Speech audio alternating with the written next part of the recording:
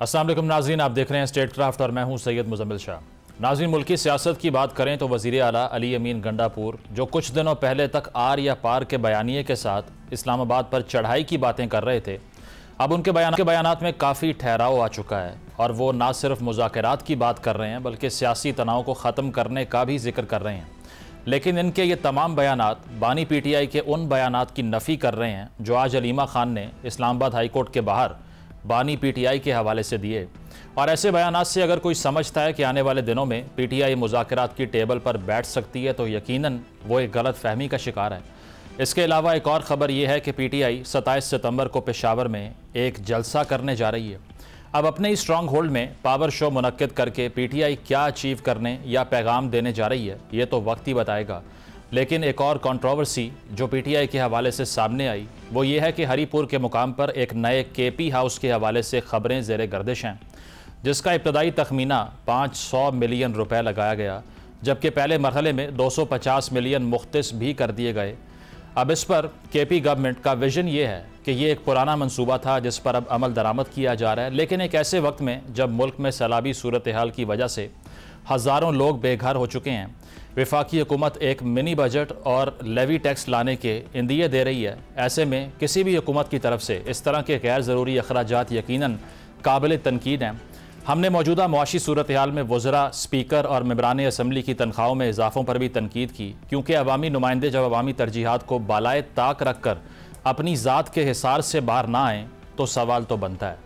इन तमाम मौज़ूआत पर गुफ्तगू का आगाज़ करते हैं। पैनल हमारे साथ मौजूद है। फैज़ुल्लाह नियाज़ी साहब ज्वाइन कर रहे हैं, आमिर ज़िया साहब मौजूद हैं, नसरुल्लाह मलिक साहब स्टूडियोज़ में मौजूद हैं। आप तीनों सीनियर सहाफ़ी हैं, तजिया निगार हैं, बहुत बहुत शुक्रिया आप तीनों का।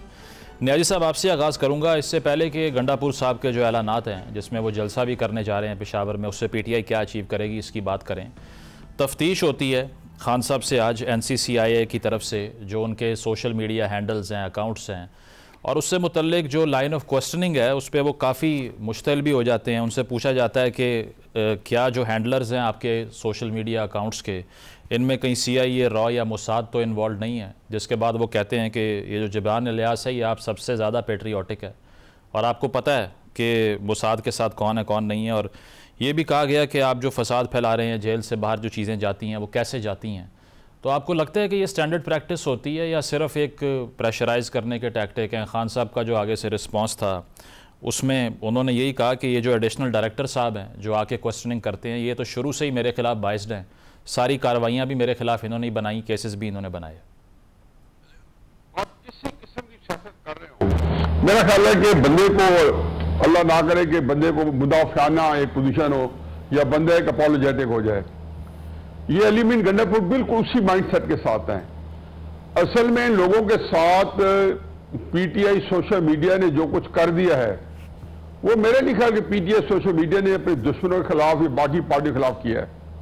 जिस तरीके से इनको बैठे बिठाए बेइज्जत किया, ह्यूमिलिएट किया, क्योंकि उनका अपना सोशल मीडिया था इसलिए जो कुछ उन्हें कहा सच फरमाया और इसी तरीके लिया गया कि हमारा सोशल मीडिया चूंकि झूठ बोलता नहीं है।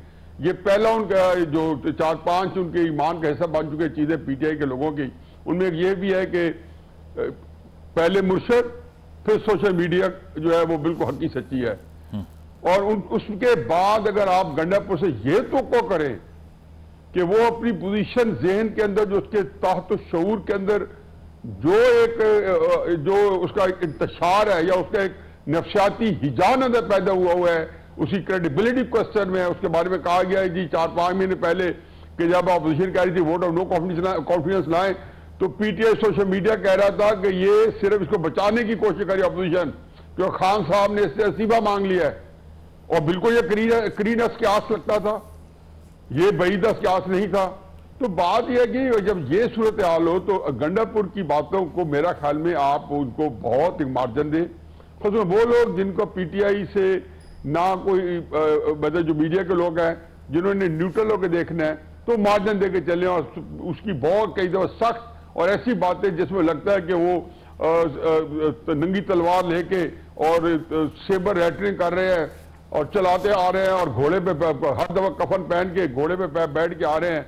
वो सिर्फ चाहते हैं किसी तरीके से सोशल मीडिया या PTI का वर्कर जो कि इस वक्त ये एक पेज पे हैं और एक ही जो है एक दूसरे के साथ बड़ी कोऑर्डिनेशन के साथ है कि वर्कर उनसे क्यों लेता है और वो आगे लेके फैलाते हैं, सोशल मीडिया और बाकी जराए से फैलाता है।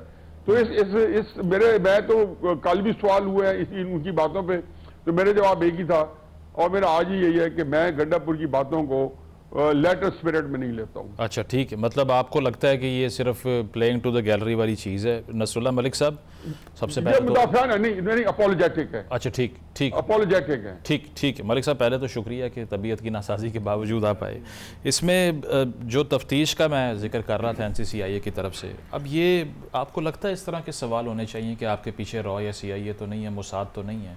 ये तमाम वही बातें हैं जो बेनज़ीर साहिबा के ख़िलाफ़ भी की गई, नवाज शरीफ साहब के खिलाफ भी की गई, अब खान साहब की बारी आ गई है। देखिए, बुनियादी तौर पे आपकी बात दुरुस्त, ऐसे सवालात नहीं होने चाहिए, लेकिन एक जेल में शख्स कैद है, उसको सज़ा है और वो उसको ट्विटर उसको जो है मुसलसल जो है वो ऐसे बयानात उससे रिलीज़ किए जाते हैं जिससे आप अपने मुल्क की सिक्योरिटी इदारों के ख़िलाफ़ और कौमी सलामती के ऊपर आप सवालात उठा रहे हैं। अब ये बड़ा अहम सवाल है कि वो ट्विटर कौन चलाता है। अगर उनसे ये पूछा जाए कि ये कौन चलाता है, जिनका भी नाम वो ले रहे हैं मुल्क से बाहर बैठे हुए लोग हैं, अब इसलिए इबहाम ज़्यादा पैदा होता है कि जब अलीमा खान साहबा से ये पूछा जाता है कि ट्विटर कौन चला रहा है तो वो कहते हैं नहीं जी वो कर्नल साहब चला रहे हैं।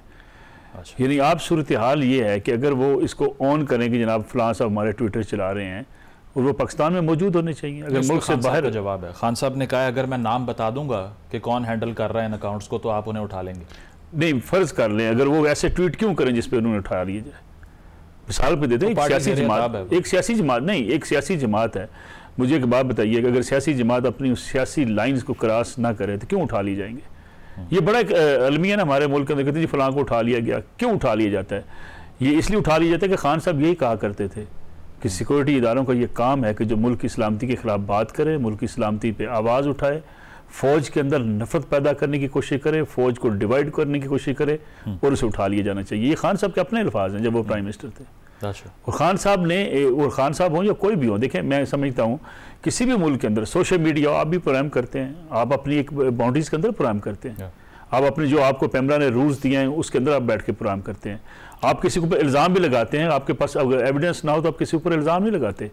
लेकिन अगर आप सोशल मीडिया पे एक बड़ी पार्टी का सरबराह साबिक वज़ीर आज़म जो जेल में कैद हो, जो मर्जी अपने ट्विटर से कह दे, आप मुझे बताइए इसकी गुंजाइश दुनिया के किसी कोने में हो सकती है? मलिक साहब, एक पार्टी पे जब बुरा वक्त आता है, उसकी कबूलियत ख़त्म हो जाती है पाकिस्तान में, तो उसके बाद तो अगर आप फेयरली भी सपोर्ट करना चाहें किसी पार्टी के लीडर को तो उसकी स्पेस ख़त्म हो जाती है। आपको नहीं लगता PTI पे वही वक्त आया हुआ? देखिए, मैं समझता हूँ PTI ने वो लाइन्स क्रॉस की हैं जो उसको नहीं करनी चाहिए, तो उसके सियासी जमात के तौर पर रहना चाहिए।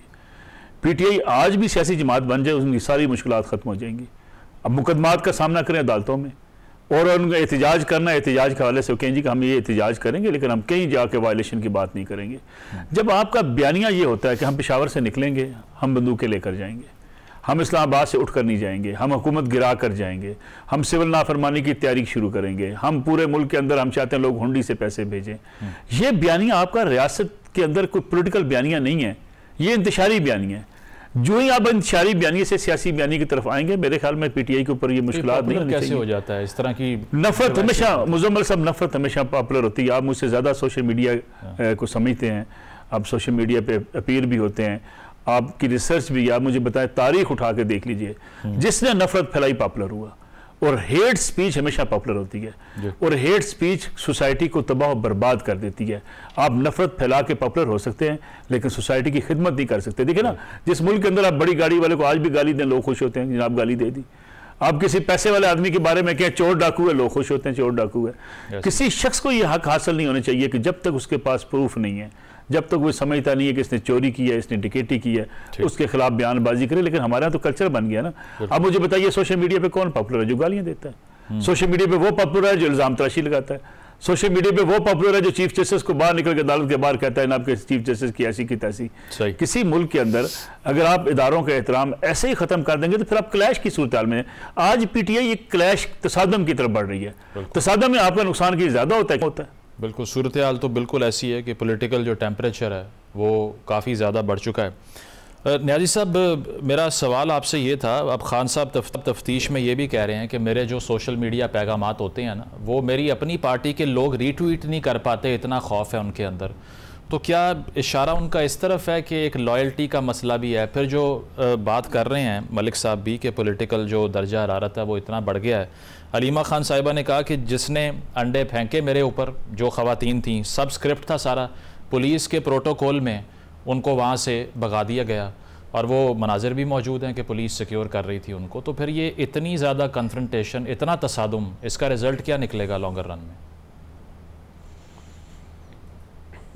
पहले तो मैं अंडे पे आ जाऊं। अगर मुझे तो कोई अंडा मारे और उसके बदले में मुझे इतनी मीडिया कवरेज मिल जाए और मैं इतना नुमाया हो जाऊं और अंडा दो अंडा ही हो, अच्छा। और मेरे बारे में पूरी कौमी सियासी जमातें बड़े बड़े रहनुमा जो है मुज़म्मती बयान भी दें, तो मेरा ख्याल है कि जब आप सियासी फील्ड में हो तो ये चीज़ें जो है नहीं होना चाहिए, बुरी बात है, डिजायरेबल तो बारे में आती हैं। डिजायरेबल तो नहीं है नहीं, मैं मुजम्मल को और बात कर रहा हूँ। मैं ये कह रहा हूँ कि जब आप सियासत कर रहे होते हैं ना, तो मुझे भुट्टो साहब का एक बड़ा फकरा अच्छे याद आया था।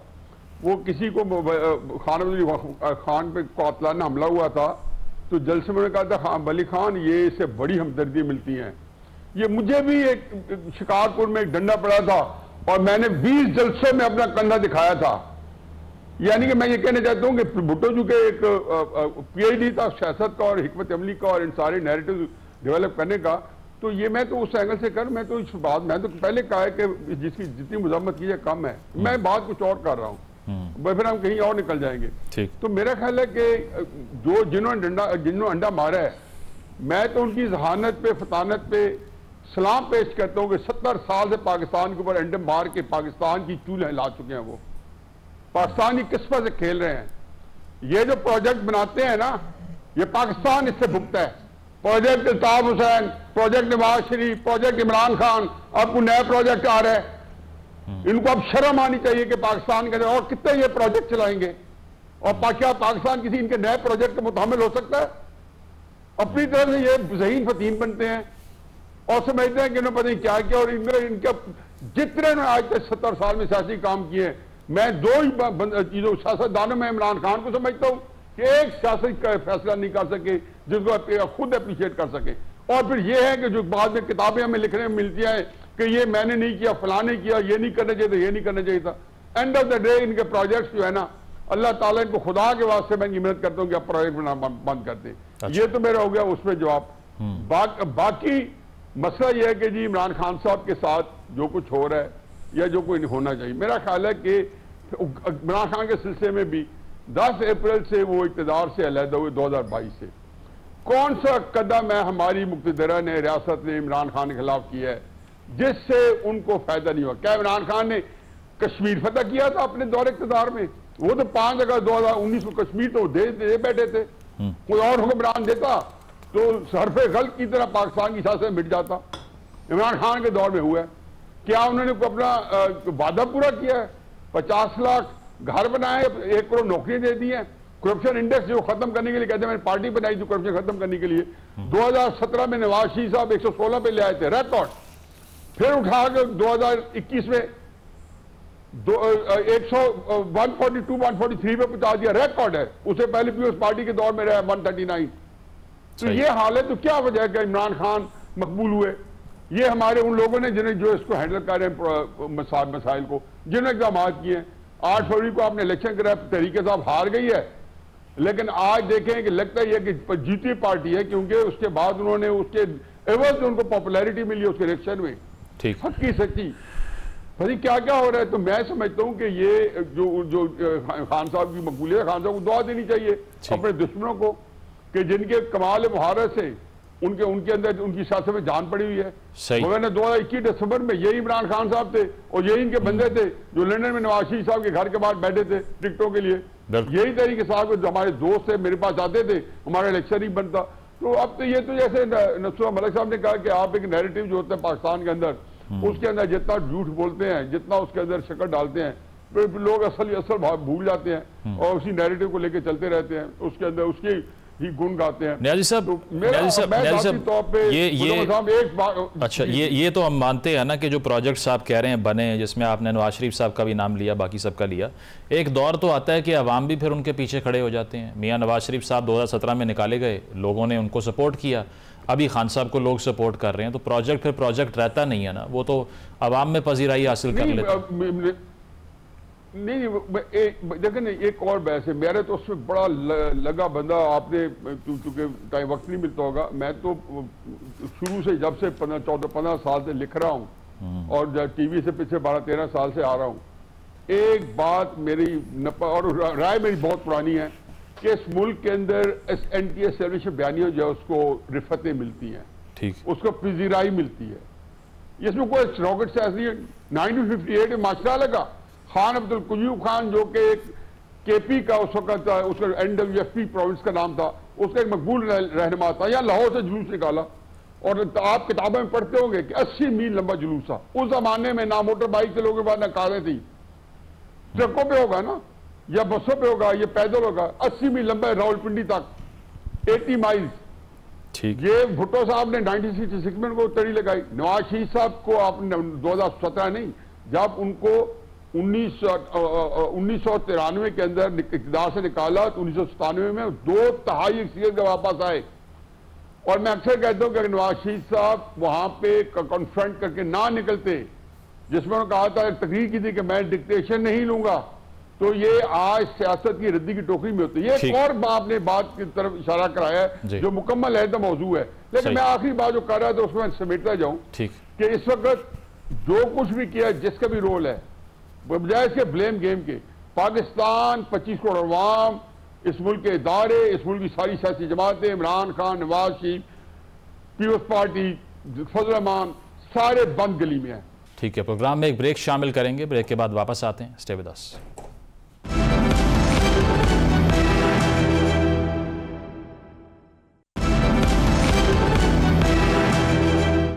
वेलकम बैक नाजरीन, डिस्कशन को कंटिन्यू करते हैं। मलिक साहब, ये जो बात कर रहे हैं न्याजी साहब कि अब जो पॉलिटिकल स्पेस है वो तो ख़त्म हुई, सब बंद गली में चले गए। अब अगर PTI की अंदरूनी पॉलिटिक्स का भी हम एक बयानिया जो है वो उसकी बात करें तो गंडापुर साहब कहते हैं जितनी एफर्ट मैंने की खान साहब को जेल से बाहर लाने के लिए किसी ने नहीं की। अब सोशल मीडिया मेरे ही ख़िलाफ़ हो गया है। उन्होंने कहा कि मैं जलसा कर रहा हूँ 27 सितंबर को, और टिकटॉक पे बैठ के या सोशल मीडिया पे बैठ के ट्वीट करके वीलॉग बना के आप सियासत नहीं कर सकते, पॉलिटिक्स मैं करूँगा। देखिए, जो न्याजी साहब ने बात की है ना कि सोशल मीडिया आज PTI के अपने गले पड़ के, उनका अपना सोशल मीडिया, अलीमीन गंडापुर साहब के ऊपर इतनी तनकीद हुई है, इतना उनको मतून करार दिया गया कि वो अब इस किस्म के बयानात उनको देने पड़ते हैं, जलसा भी उनको करना पड़ेगा। ये जो अलीमीन गंडापुर साहब कहते हैं कि मैंने इमरान खान साहब की रिहाई के लिए कोशिशें की, उन्होंने कोशिशें की, इस्टेब्लिशमेंट के साथ भी उनके राब्ते थे और वो कोशिश में लगे रहे किसी न किसी तरीके से इमरान खान साहब के लिए कुछ रिलीफ हो जाए। लेकिन सवाल ये पैदा होता है, जिसका जिक्र अभी न्याय साहब भी कर रहे थे, आप भी कर रहे थे, कोई बंद गली में नहीं है। बंद गली से आराम से लोग निकलते रहे। माजी में भी हमने कहा नवाज शरीफ इस्टेब्लिशमेंट की लड़ाई वहाँ चली गई है जहाँ से लोग बंद गली है, अब कोई निकल नहीं पाएगा, लोग निकल गए। खान साहब आज नहीं है बंद गली में। मेरा ख्याल है, देखें, खान साहब के लिए मसाइल ये हैं कि खान साहब इस वक्त जो है वो जेल के अंदर है। पार्टी उनकी जो है वो आपस में एक दूसरे के ऊपर एतमाद नहीं करती और पार्टी के अंदर कोई यकसुई मौजूद नहीं है। मियां नवाज शरीफ जिला वतन थे, पार्टी तोड़ दी गई थी, लेकिन उसके बावजूद जो लोग उनके साथ खड़े थे वो उसके बाद भी खड़े रहे। पीपल्स पार्टी के ऊपर बड़े जो है मुश्किल वक्त आया, लेकिन पीपल्स पार्टी के लोग भी खड़े रहे। खान साहब के पास मसला ये है कि PTI के लोग नहीं हैं। ये अब इधर एक लिस्ट बना रहे हैं ना पूरी, आप पीपल्स पार्टी से गए हुए, PMLN से गए हुए, PML काफ से गए हुए, ये सारे लोग दीगर जमातों से आए हुए लोग हैं, खान साहब के पास हैं। चंद एक लोग उनके अपने होंगे जो पुराने उनके साथ ही। वो तो कहते हैं हमारा मसला ये है कि हम डील नहीं कर रहे। सलमान राजा साहब कह रहे हैं कि हम डील किए बगैर सर उठा के जेल से बाहर आएंगे। देखिए, मैं कहता हूँ चलें, उनकी ख्वाहिश है, अल्लाह करे ऐसा ही हो, लेकिन मसला अगेन वो है कि खान साहब के लिए जो अभी न्याय साहब बात कर रहे थे कि वो जनाब जब निकले इक़्तिदार से निकले तो उनके खिलाफ इकदाम ऐसे किए गए कि वो पॉपुलर होते गए। ठीक, कोई शक नहीं, ऐसे इकदाम से जब बंदा जब जेल चला जाता है तो उससे उसकी पॉपुलैरिटी बढ़ जाती है। जब उसको अब मुश्किलात में अब घिरा होता है, उसकी पॉपुलैरिटी बढ़ती है। सवाल ये पैदा होता है कि क्या इमरान खान साहब एक नॉर्मल सियासत कर रहे थे कि जिसकी वजह से उन्हें जेल जाना पड़ा? वो मियां नवाज शरीफ की तरह सियासत करते हैं, साथ सियासतदान करते हैं, एक डेमोक्रेटिक सिस्टम में सियासत होती है। सूफी मोहम्मद ने नॉर्मल सियासत नहीं की थी, इनसे बड़े पॉपुलर थे वो पूरे KPK के अंदर।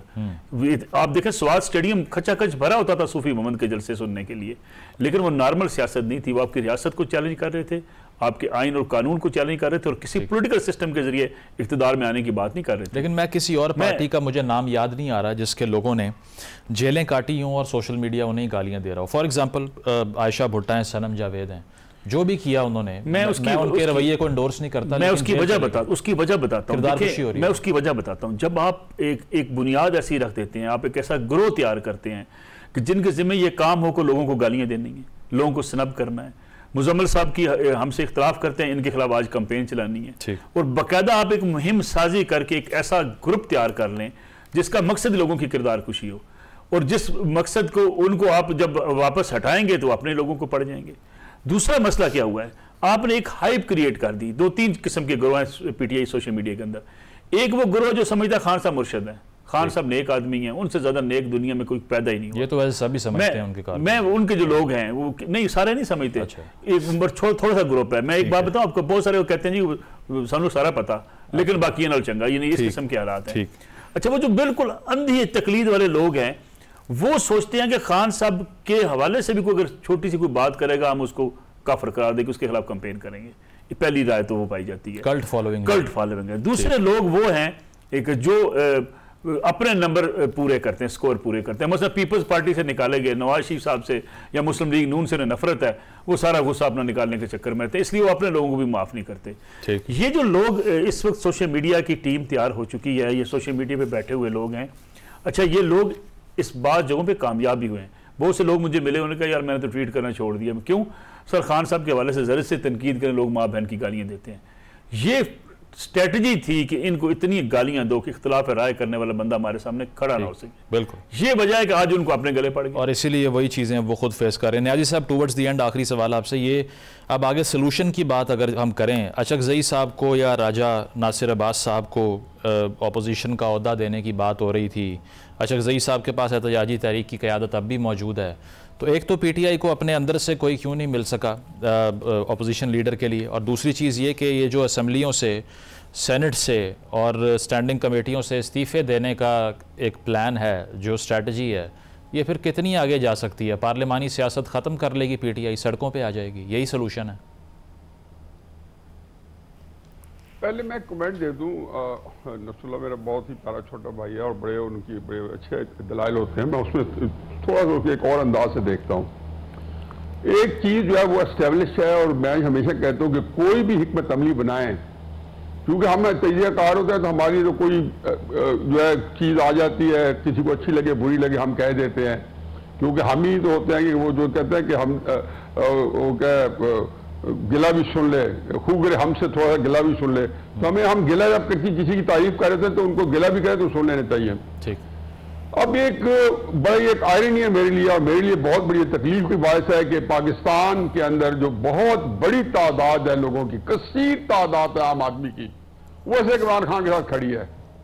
कहते नजर इसके कि एक झूठे नैरेटिव के ऊपर वो इकट्ठे हैं, सब कुछ है, लेकिन उसका अब कुछ नहीं हो सकता, और किसी तौर वो अपने मौक़िफ़ से दो कदम पीछे हटने के तैयार नहीं है। ये बड़ी खतरनाक चीज़ होती है कि जब आपके उस वक्त, जबकि रियासत मुकम्मल तौर पर इस वक्त हमारी जो एक एस्टैब्लिशमेंट है उसके रहमो करम पे है, या वो उसको डिक्टेट कर रहे हैं, जो अमल चला रहे हैं। ठीक है। और तीसरी जो चीज़ में हुई है वो ये है कि इमरान खान साहब के सियासत का हो जाने की, सियासतदान का पॉपुलर हो जाना कोई इतना बड़ा इशू नहीं हो जाता है। एक सियासतदान पॉपुलर होता है, दूसरा कम पॉपुलर होता है, लेकिन इस तरह नहीं होता कि बाकी लोग सियासत जो है बाकियों की इररिलेवेंट हो जाए।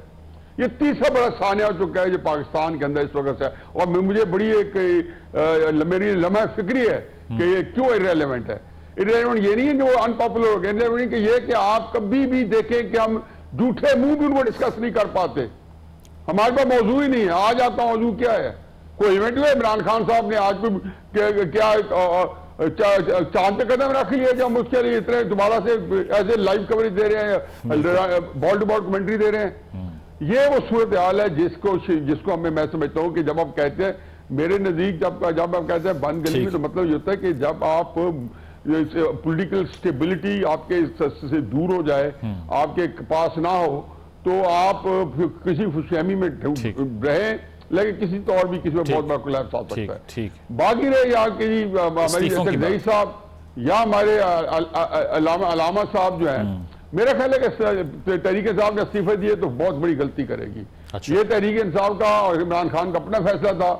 उन्होंने ही उमर अयूब साहब को असेंबली के अंदर वज़ीर आज़म का उम्मीदवार नामजद किया था। उन्होंने यहाँ पे पहले असद इकबाल साहब को, बाद में किसी और साहब को उन्होंने पंजाब असेंबली में नामजद किया था। सही। और इसका मतलब ये था कि वो कार्रवाई, और वो पिछले 1.5 साल से असेंबली की कार्रवाई में पूरे के पूरे शरीक रहे हैं। और मेरा उसको बड़ी कवरेज मिली है। पहले भी उन्होंने ये जो हमाकत की है, लेकिन अब इमरान खान कुछ भी कर सकते हैं, लेकिन सिस्टम से कट के ये हो सकता है कि वहां पे वायलेंस आ जाएगा, दूसरी इंट्रीज आ जाएंगी, साजिशें आ जाएंगी, मजीद अपने लिए मुसीबत करेंगे। रास्ता जैसे नसरुल्लाह कह रहे हैं बिल्कुल नहीं मिलेगा। बिल्कुल बिल्कुल, पॉलिटिकल स्पेस जो उनके पास है, पार्लिमानी स्पेस है, उसको यूटिलाइज करके रेजिस्ट करना चाहिए। बहुत शुक्रिया नसरुल्लाह मलिक साहब, हफीजुल्लाह न्याजी साहब थे। ब्रेक शामिल करते हैं, ब्रेक के बाद वापस आएंगे। Stay with us.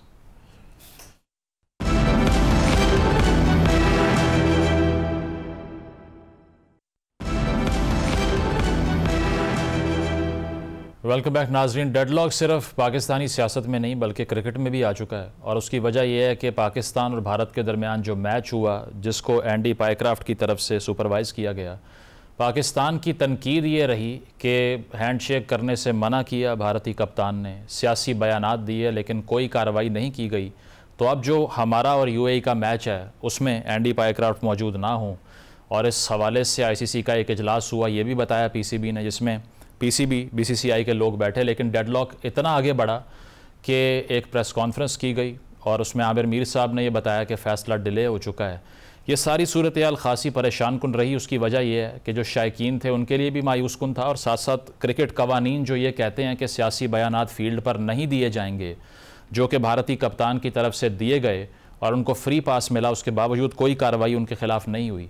किस तरफ ये मामला बढ़ेंगे और जो चपकलिश हम देख रहे हैं पीसीबी की, बीसीसीआई की, ये आगे बढ़ के एशिया कप को कैसे अफेक्ट कर सकती है, इस पर गुफ्तगू का आगाज़ करते हैं। खालिद महमूद साहब ज्वाइन कर रहे हैं, एक्स चेयरमैन है पीसीबी के। जो डेडलॉक हम देख रहे हैं, मेरा तो ख्याल है कि बहुत ही ज़्यादा ये अनप्रेसिडेंटेड सिचुएशन है कि एक क्रिकेट टीम की तरफ से ये अपील की जाए कि एंडी पायक्राफ्ट की जो बात हो रही है, जिन्होंने ये कन्वे कर दिया पिछले मैच में कि हैंडशेक नहीं होगा, और जो पॉलिटिकल स्टेटमेंट्स दी गई सूर्य कुमार यादव की तरफ से जो इंडियन टीम के कैप्टन है, उसके बावजूद किसी कार्रवाई का ना होना और अब पीसीबी की रिक्वेस्ट को रिफ्यूज़ करना, कैसे देख रहे हैं सिचुएशन को आप?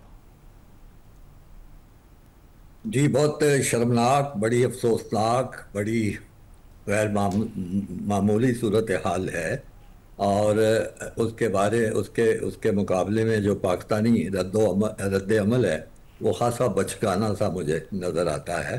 देखिए, ये कोई भारतीय कप्तान ने अगर कोई ख़राबी की है तो उसने अपनी मर्ज़ी से नहीं की हुई। वो आपने देखा होगा कि जब ये चैम्पियनशिप शुरू हुई है तो भारतीय कप्तान ने भी और कप्तानों की तरह हमारे जो चेयरमैन साहब हैं एशियन क्रिकेट काउंसिल के, नकवी साहब, उनसे हाथ पाथ मिलाया, सारा मामला ठीक था। उसके नतीजे में जो कुछ भारत में लय दे हुई, जिस तरह उसको बुरा भला कहा गया, जो कुछ उनके क्रिकेट बोर्ड का रवैया था, जो उनकी हुकूमत का रवैया था, तो असल में ख़राबी तो वहाँ हो रही है सारी की सारी। लेकिन आप ले दे के हमारा मीडिया, हमारे टेलीविज़न सारे वो भारतीय कप्तान पे बात ले आते हैं। बात यह है कि ये आप बुरे को बुरा तो ज़रूर कहें, लेकिन जो बुरे की माँ बुराई कर रही है उसके बारे में कोई बात ही नहीं कर रहा। ये वो चीज़ है जो कि हमारे क्रिकेट बोर्ड की सतह पे उठानी जानी चाहिए थी। हमारे जो एशियन क्रिकेट काउंसिल के हमारे जो चेयरमैन है क्रिकेट बोर्ड के, वो उसके भी सरबराह है, उनको फौरी तौर पे उसका नोटिस लेना चाहिए था। बल्कि इस टूर्नामेंट के आगाज़ से पहले ही जो कुछ वहाँ के इरादे नज़र आ रहे थे, जो कुछ भारतीय मीडिया में बातें आ रही थी, उसका नोटिस लेके उनको उनसे बात करनी चाहिए थी कि अगर आपने इस किस्म का टूर्नामेंट खेलना है कि जिसमें आपने किसी से बात नहीं करनी, खिलाड़ी हाथ नहीं मिला सकते, तो आप बेहतर है ना करें। और वहाँ पे वो मामला आईसीसी के पास ले जाते तो कोई बात बनती थी। अब मुझे बताइए कि एशियन क्रिकेट काउंसिल का ये इवेंट है, भारत को मेज़बानी दी गई है, मेज़बानी वो यूएई में वो अपनी निभा रहे हैं, तो क्या इनकी कोई जिम्मेदारी नहीं है? ये ऑर्गेनाइजर हैं, ये जिम्मेदार हैं सारे टूर्नामेंट के, तो उन्होंने क्या रद्द अमल जाहिर किया? तो मैं तो बार बार ये कह रहा हूँ कि एशियन क्रिकेट काउंसिल ने को इसका नोटिस लेके तमाम जो वाकयात पेश आ रहे हैं, जो तमाम जो मामला थे आ रहे हैं, उस पे हंगामी इजलास बुलाना चाहिए था। आज से एक दिन पहले, 2 दिन पहले इजलास बुलाया जा चुका होता और वहां पे ये जो कुछ हो रहा है वो सामने लाई जाती। तमाम मेंबर ममालिक जितने भी हैं, जिसमें श्रीलंका है, अफगानिस्तान है, बांग्लादेश है और दूसरे ममालिक हैं, सबको आप इकट्ठा करके बताते हैं कि जी ये सूरत है। खालिद साहब, आईसीसी का जो हंगामी इजलास हुआ है उसमें पीसीबी बीसीसीआई दोनों बैठे हैं, डेडलॉक वहाँ पर भी कंटिन्यू हो गया ना। मसला तो ये, बैठ तो गए, डिस्कस तो किया इस चीज़ को, और इशू इंडियन कैप्टन से नहीं है। इशू ये है कि ये जो मैच रेफरी हैं उन्होंने लॉ की वायलेशन होने दी, इसीलिए हमने उनकी सुपरविजन में मैच नहीं खेलना। It's not about the Indian captain. तो ये भी डिमांड जो है ये आपको लगता है कि गैर ज़रूरी है, अनजस्ट है? मैं ये कह रहा हूँ इससे आगे बढ़ के बात होनी चाहिए। अनजस्ट या वो बात नहीं मैं कर रहा। मैं कह रहा हूँ कि जब क्रिकेट बोर्ड खराबी में मुलव्वस है, वो करवा रहे हैं, तो रेफरी की क्या हैसियत है? आपको पता है कि आईसीसी में मुकम्मल हावी हैं वो इंडियन क्रिकेट बोर्ड, और जैसे वो चाहते हैं वहाँ पे वैसे चीज़ें करवाते हैं। तो ये तो क्रिकेट बोर्ड के लेवल पे चीज़ें होनी चाहिए। मुझे नहीं पता कि आईसीसी का कौन सा हंगामी इजलास हुआ है ये आज या कल में।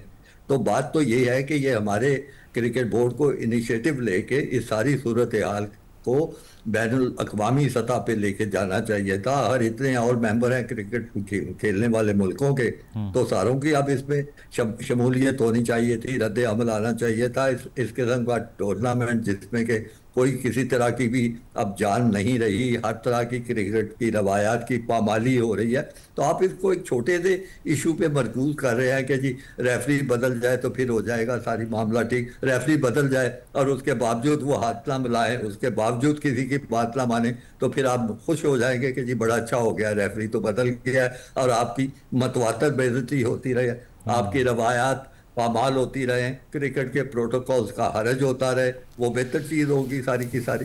बिल्कुल, जो आप कह रहे हैं ना, ये बोर्ड्स की जो आप बात कर रहे हैं डोमिनेशन की, और जब वो फैसला कर लें, आपने कहा उनमें ख़राबी है असल में, तो एक कंपैरिजन ये भी होता है, जिस तरह उस्मान ख्वाजा जो ऑस्ट्रेलियन क्रिकेटर हैं, उन्होंने फ़लस्तीन के लिए अपने बूट पे एक पैगाम लिखा और उसमें लिखा हुआ था ऑल लाइव्स आर इक्वल, तमाम जानें बराबर हैं। उनको जुर्माना हो गया, उनको फ़ाइन हो गया। तो यहाँ पर अगर आपको लगता है जिस तरह से आप कह रहे हैं, तो ये क्या बोर्ड इतना डोमिनेट कर जाता है? जिस तरह बीसीसीआई है वो रेवेन्यू कमा के देता है, उसका एक बड़ा शेयर है आईसीसी की अर्निंग्स के अंदर, और बाद में उसको रीडिस्ट्रीब्यूट भी किया जाता है। तो क्या वजह है कि ये स्ट्रक्चर जो है ये रिफॉर्म नहीं हो पाता, और बोर्ड्स जो हैं वो इतने ताकतवर हो जाते हैं कि कवानीन ही हवा में उड़ा देते हैं? वो देखिए, हमेशा होता है, दो कुव्वतें, दो पार्टियां होती हैं। एक होती है ताकतवर पार्टी, एक होती है दूसरी पार्टी सारी। तो उसमें से जो ताकतवर पार्टीज हैं उसके मुकाबले में दूसरे मुल्क होते हैं। तो जब तक वो मुल्क इकट्ठे होके इस खराबियों का सद्देबाब करने का इरादा नहीं करते, चैलेंज नहीं करते, उनके गिरबान नहीं पकड़ते, तो फिर ऐसी चीज़ें होती हैं। और किसी ज़माने में 2 बड़े ताकतवर मुल्क थे जिनको फाउंडिंग मेंबर्स कहते हैं, उसमें इंग्लैंड था, उसमें ऑस्ट्रेलिया था, उसके बाद भारत उनके साथ शामिल हो गया, ये बिग 3 बन गए। तो उसके बारे में क्या रद्द अमल हुआ है? कोई रद्द अमल नहीं हुआ। अक्सर ममालिक ने पैसे के लालच में उनका साथ देना शुरू कर दिया।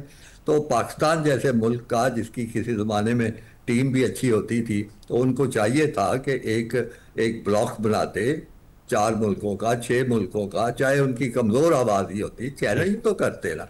तो यहाँ पे चैलेंज करने का रवाज ही खत्म हो गया। जिस तरह जो बात, जैसे आप सियासी मुहाज पे चले जाएं, तो अब एक मुल्क है इससे ज्यादा यानी बदनाम और इससे ज्यादा शर्मनाक हरकतें करने वाला मुल्क नहीं इसराइल। वो जो मर्जी करते हैं, उसके मुकाबले में अरब मुल्क और मुसलमान मुल्क कितने हैं, नन्ही मुन्नी सी आवाजें उठाते हैं और चुप करके बैठ जाते हैं। तो इस तरह तो फिर यही होता है जो कुछ हो रहा है। खालिद साहब शॉर्टली ये जिस तरह से अगर ये मैच अब नहीं प्रोसीड किया यूएई और पाकिस्तान का, तो इसके क्या इम्प्लिकेशंस हो सकते हैं? किसी किस्म की कंपनसेशन होगी, रीस्केजुअल हो जाएगा, या फिर टूर्नामेंट ही सारा यहाँ पर हॉल्ट हो जाएगा, रुक जाएगा? मेरा ख्याल ये है, मैं महसूस करता हूँ कि वो इंडिया जो कि होस्ट कंट्री है, वो ये टूर्नामेंट को आगे लेके जाएगा। उसमें से जो भी अपनी मर्जी की चीज़ें करेगा वो करेगा, और पाकिस्तान पे उल्टा खिलाफ एक माहौल इकट्ठा करेगा कि इन्होंने इस टूर्नामेंट को फेल करने की कोशिश की है, खराबी की है। वो कोई ना कोई उसका प्रोपेगेंडा भी करेंगे, तमाशा भी करेंगे, और आपके हाथ में कुछ भी नहीं आएगा। यकीनन स्पिरिट ऑफ क्रिकेट और जो कवानीन है, जो देखने वाले हैं, शायकीन हैं, उनके लिए कोई अच्छी खबर नहीं है। बहुत शुक्रिया खालिद महमूद साहब हमारे मौजूद थे। ब्रेक शामिल करते हैं, ब्रेक के बाद वापस आएंगे। Stay with us.